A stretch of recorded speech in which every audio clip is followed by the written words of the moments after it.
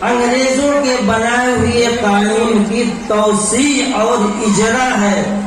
اس سے آزاد ملک بھارت کے لیے، آزاد ہندوستانیوں کے لیے مقصد پورا نہیں ہوگا.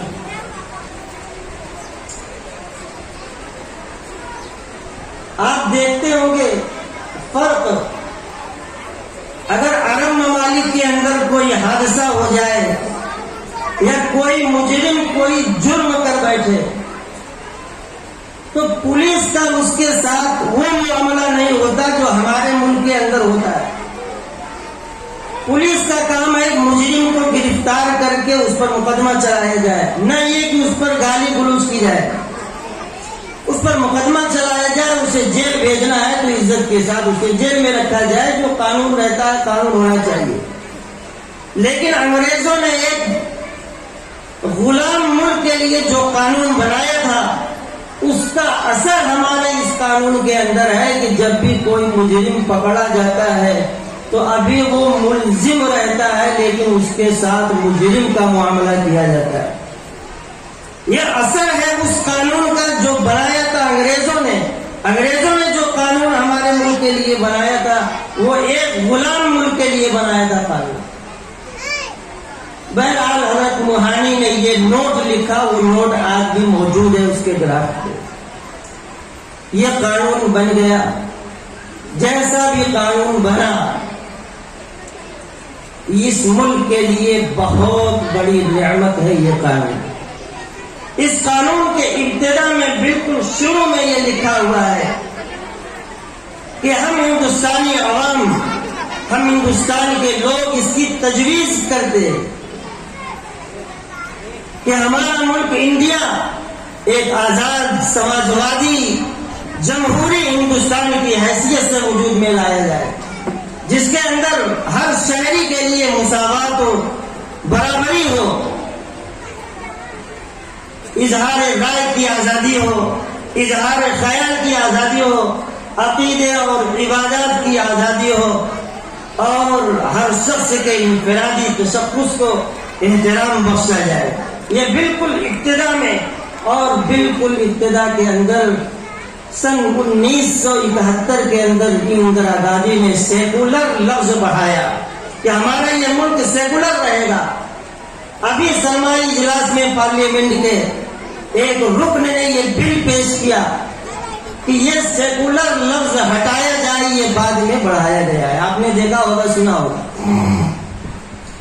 بہرحال یہ جو سیکولر نظام ہے اس ملک کا، دنیا کی بڑی جمہوریت، اس ملک یہ جو نظام، یہ جو آئین ہے، ہمارے آئین کے اندر 448 دفعات ہیں. دنیا کے کسی بھی قانون میں اتنی زیادہ دفعات نہیں، اس لیے کہ اس ملک کے اندر الگ الگ رنگ و نسل کے، الگ الگ تہذیب و کلچر کے، الگ الگ مذاہب کے لوگ رہتے ہیں. بہت ساری وہ قلمینی ہے اس ملک کے اندر، اس لیے اس کی دفعات میں بھی بہت زیادہ تنوع رکھا گیا. اس قانون کی دین ہے، اس آئین کی دین ہے جو آج ہم اس ملک کے اندر آزادی کے ساتھ سانس لے رہے ہیں. لیکن اتنی آسانی کے ساتھ ہمیں یہ قانون نہیں ملا جتنا ہم اور آپ سمجھ رہے ہیں. یہ آئین اور دستور آزاد بھارت کے لیے پانے کے لیے بہت کچھ قربانیاں دینے پڑی. آپ حضرات جانتے ہوں گے کہ اس ملک کے اوپر 7 سے 800 سال تک مسلمانوں کی حکومت رہی. 1601 کے اندر اس ملک کے اندر برطانیہ کا ایک تجارتی قافلہ قدم رکھتا ہے. یعنی آج سے تقریباً 500 سال 600 سال پہلے، اور تجارت کی غرض سے وہ قافلہ آیا اور دھیرے دھیرے دھیرے دھیرے اپنے پاؤں پھیلاتا رہا. اور ایک دن آیا جب وہ تجارت کی آڑ میں ہتھیار اور ملازمین کی کی آڑ میں فوجی وہاں سے لانے لگے اس ملک کے اندر.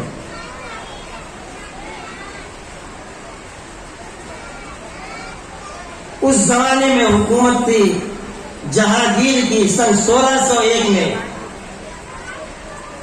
اور 1857 تک انگریز جب پورے ملک پر قابض ہوئے ہیں اس وقت تک حکومت مسلمانوں کی تھی. آخری فرما روا بہادر شاہ ظفر سن 1857 کے اندر انہیں گرفتار کر کے رنگون برما بھیج دیا گیا، جلاوطن کر دیا گیا.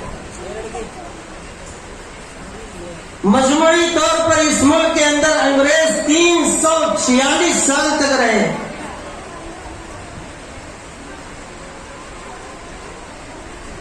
اتنے لمبے عرصے تک انگریزوں نے یہاں پر قیام کیا اور دنیا کا مالدار ترین ملک ہندوستان اس کو بالکل کھوکھلا کر دیا. حضرت شیخ الاسلام نے نقوش حیات کے اندر تفصیلات لکھی ہے. تفصیل کا موقع نہیں ہے کہ کس طریقے پر یہاں کے ذخائر چوس کر 7 سمندر پار انگریز لے گئے، اس ملک کو کنگال کر دیا. دھیرے دھیرے اس ملک پر قبضہ کرنا شروع کیا تو سب سے پہلے مسلمانوں نے محسوس کیا کہ یہ جو تجارت کے نام پر اس ملک کے اندر یہ ایسٹ انڈیا کمپنی آئی ہے، اس کا مقصد تجارت نہیں کرنا ہے بلکہ اس ملک کو غلام بنانا ہے. 1757 کے اندر سب سے پہلے جو معرکہ ہوا ہے وہ 1757 کے اندر اور 1799 کے اندر شیر میسور حضرت ٹیپو سلطان شہید رحمت اللہ علیہ کی جنگ ہوئی ہے پلاسی کے میدان میں، اور حضرت ٹیپو سلطان شہید رحمت اللہ علیہ شہید ہوئے. 1803 کے اندر انگریز نے دہلی پر فاتحانہ حملہ کیا اور شاہ عالم ثانی جو اس وقت مغلیہ بادشاہ تھا اس سے جبراً ایک معاہدہ لکھوایا. خلق خدا کی، ملک بادشاہ سلامت کا، یعنی یہ مخلوق یہ تو اللہ کی مخلوق ہے، اور ملک جو ہے یہ آپ بادشاہ سلامت شاہ عالم ثانی کا رہے گا نام کا، لیکن حکم کس کا چلے گا؟ بہادر کمپنی کا.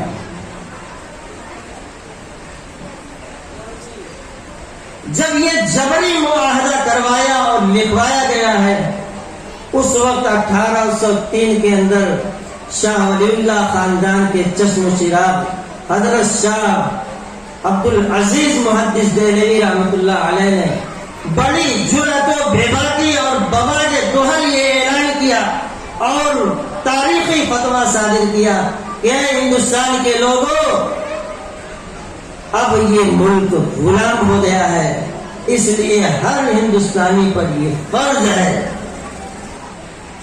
کہ انگریزوں کے خلاف ہتھیار لے کر میدان میں آئے. یہ فتویٰ صادر کرنا آسان نہیں تھا، یہ کہنا آسان نہیں تھا. پورے ملک کے اندر انگریزوں کی جڑیں مضبوط ہو گئی تھی اور اتنی انہیں طاقت حاصل ہو گئی تھی کہ بادشاہ سے جبریہ یہ معاہدہ لکھوا دیا. اور پھر شاہ عبد العزیز محدث دہلوی نے اپنے شاگردوں کو تیار کیا انگریزوں کے خلاف.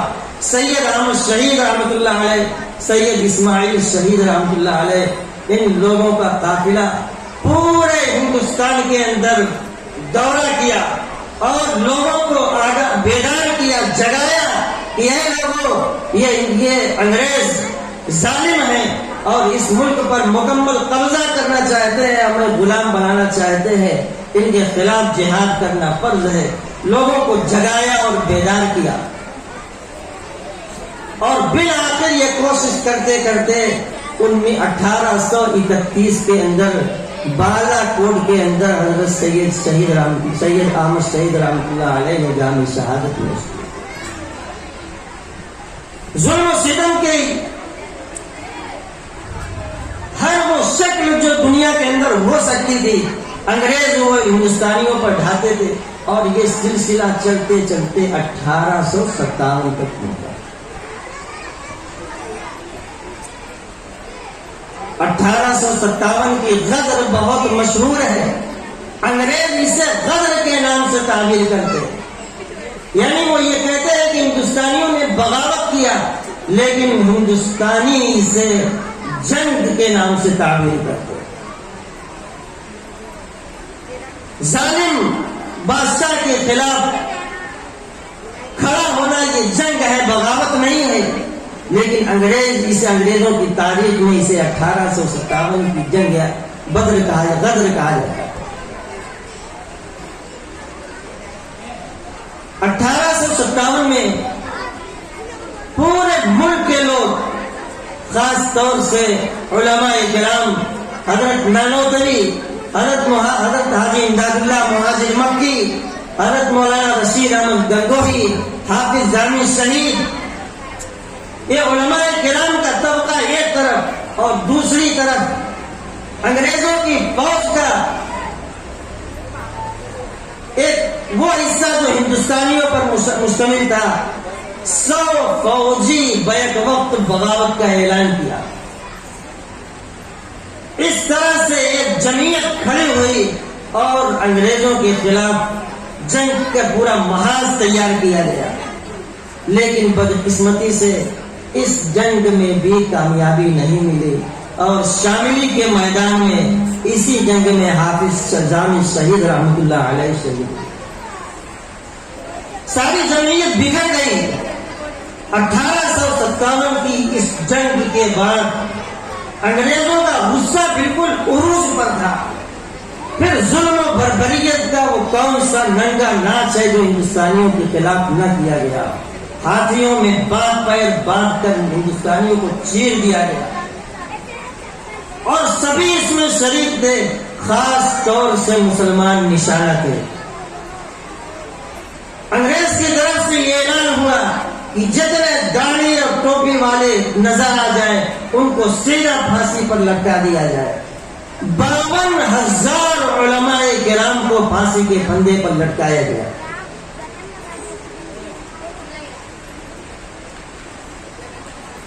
بالکل معتبر تاریخ کے مطابق 5 لاکھ مسلمانوں کو شہید کیا گیا اس کو۔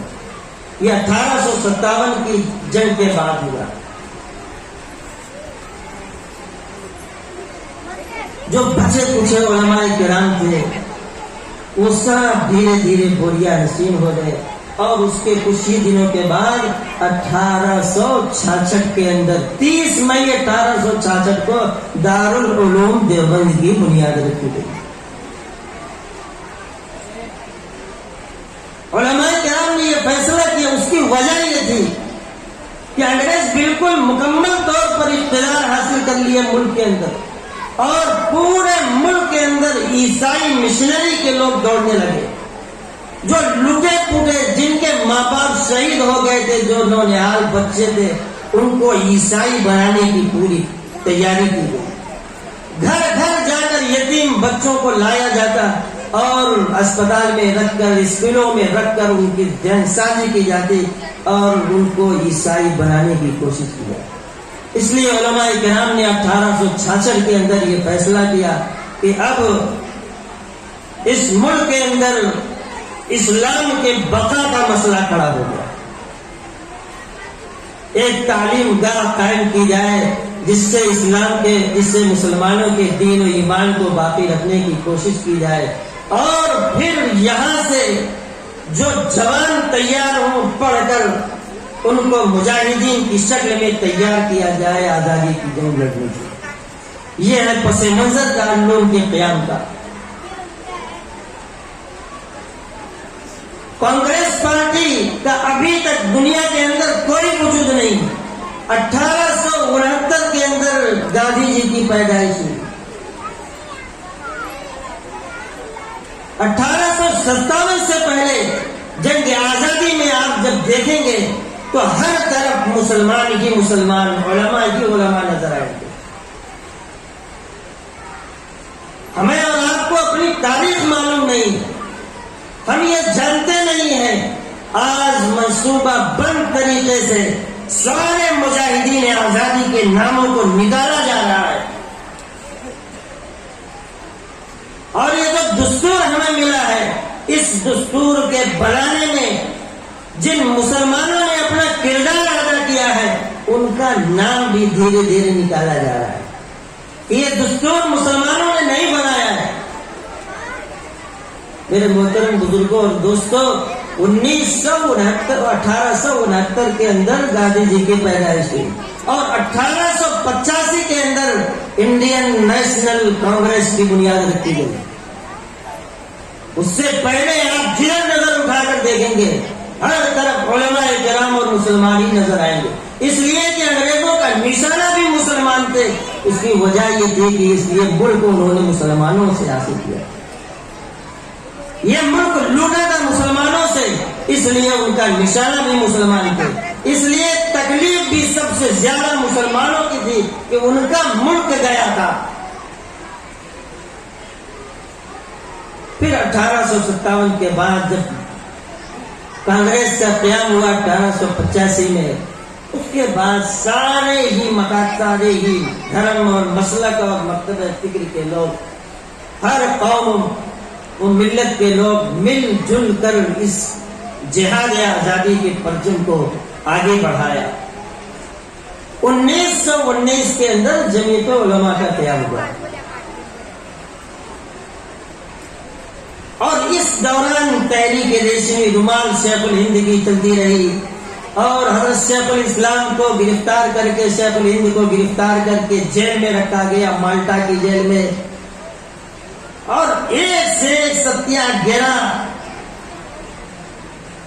سب سے آخر میں جب 1939 کے اندر دوسری جنگ عظیم چھڑی دنیا کے اندر، اس وقت موقع غنیمت جان کر ہندوستانیوں نے ہندوستان چھوڑو تحریک کا نعرہ دیا، اور یہ بل پاس کیا بمبئی کے اندر جمعیت علماء کی ورکنگ کمیٹی نے کہ انگریزوں ہندوستان چھوڑو، یہ نعرہ دیا، اور پورے ملک کے اندر آگ لگا دی۔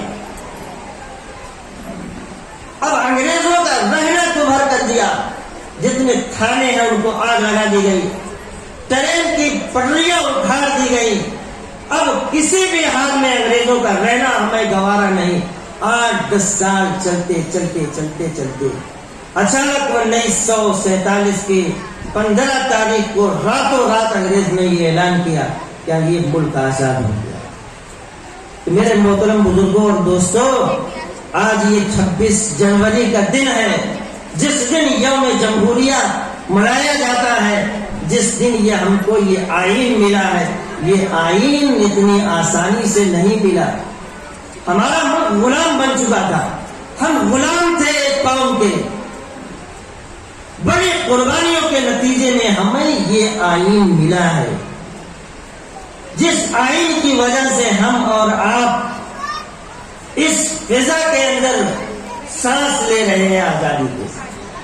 ہم اس ملک کے اندر جو ہمارا من کہے وہ کھائیں، جس طرح چاہے عبادت کریں، ہمیں اللہ کا شکر ادا کرنا چاہیے، اور اپنے ان اکابرین کی قربانیوں کو یاد کر کے ان کا احسان مند ہونا چاہیے، جن کی قربانیوں کے نتیجے میں ہمیں یہ دستور اور آئین ملا۔ بدقسمتی کی بات ہے کہ وہ طاقتیں جو دستور بنائے جانے کے ٹائم ہندو مہاسبھا کے لوگ، اس وقت بھی یہ لوگ مطالبہ کر رہے تھے کہ مسلمانوں نے اپنا ایک ملک لے لیا ہے مسلمانوں کے نام پر، اب اس ملک کو ہندو راشٹر بنایا جانا چاہیے، لیکن وہ ہمارے اکابرین تھے جو اس وقت پکڑ کر بیٹھ گئے کانگریس کو، اور ان سے یہ ضمانت اور گارنٹی لیا کہ جب بھی یہ قانون بنے گا، اس ملک کا آئین بنے گا، تو اس ملک کا آئین سیکولر بنے گا، اور بنا کر دم لیا ہمارے اکابرین کو۔ ان طاقتوں کو پیچھے ہٹنا پڑا، لیکن آج انہی طاقتوں کے ہاتھ میں حکومت آ گئی۔ پھر وہ طاقتیں سر اٹھا رہی ہے اور مطالبہ کر رہی ہے کہ اس ملک کو ہندو راشٹر بنایا جائے، اور اتنی جرات اور ہمت ہو گئی ہے کہ پارلیمنٹ کے اندر بل پیش کی جا رہی ہے، مطالبہ اور مانگ کیا جا رہا ہے۔ تو میرے محترم بزرگوں اور دوستوں، یہ ایک طوفان ہے، ایک سیلاب ہے، آیا ہے اور چلا جائے گا، لیکن اتنی آسانی کے ساتھ نہیں جائے گا۔ ہم اگر یہ چاہتے ہیں کہ طاقت کے بل پر مقابلہ کریں تو یاد رکھیے، آگ کو آگ سے کبھی بھی نہیں بجھایا جا سکتا۔ اگر ہم طاقت کے بل پر اس آگ کو بجھانے کی کوشش کریں گے تو یہ آگ اور زیادہ پھیل جائے گی۔ اس طاقت کا اگر مقابلہ ہمیں کرنا ہے تو بڑی ہی سنجیدگی کے ساتھ، بڑی ہوش مندی کے ساتھ اس جذبہ کو اپنے اندر لاتے ہوئے، کون سا جذبہ، میں چھوٹا سا واقعہ آپ حضرات کو سناتا ہوں۔ ایک امریکن خاندان کا، وہ ترکی کے اندر گھومنے کے لیے آیا، سیر و سیاحت کے لیے آیا اور ایک ہوٹل بک کروایا۔ رات کے وقت وہ قافلہ پہنچا ہے ترکی کے اندر، سارے ہوٹل بند، اس علاقے کو پا نہیں پا رہے تھے وہ لوگ، اس علاقے کے اندر وہ ہوٹل ہے جہاں پر ہوٹل بک کرایا گیا ہے۔ ایک مسلم خاندان سے پوچھا اس ہوٹل کا ایڈریس اور پتہ، تو انہوں نے کہا کہ اپنے ہوٹل پر آپ صبح چلے جانا، آپ کو فکر کرنے کی ضرورت نہیں ہے، رات آپ ہمارے گھر پر گزاریں۔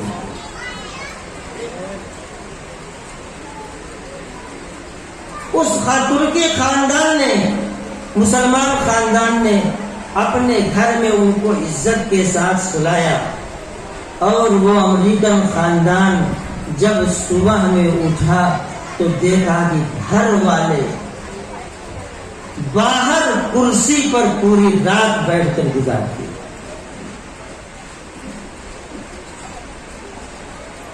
یہ لمحہ دیکھتے ہوئے وہ برداشت نہیں کر پائے کہ یہ ایسے لوگ ہیں جنہوں نے ہمارے آرام کے لیے اپنے آرام کو تج دیا اور پوری رات باہر کرسی پر بیٹھ کے گزار دی۔ سارے امریکن کو ایسا ہی ہونا چاہیے، اور انہوں نے اسلام کو اٹھا۔ اس ملک میں جب ہم دینے والے بنیں گے تبھی اس ملک میں حل نکلے گا، ورنہ جتنے بھی حل نکالنے کی کوشش کی جا رہی ہے، مزید یہ مسائل بڑھتے چلے جائیں گے۔ اللہ رب العزت ہم سب کو کہنے سننے سے زیادہ عمل کرنے کی توفیق عطا فرمائے، اور اس ملک میں مسلمانوں کو شان و شوکت نصیب فرمائے، عزت و آبرو کی زندگی نصیب فرمائے۔ وآخر دعوانا الحمدللہ۔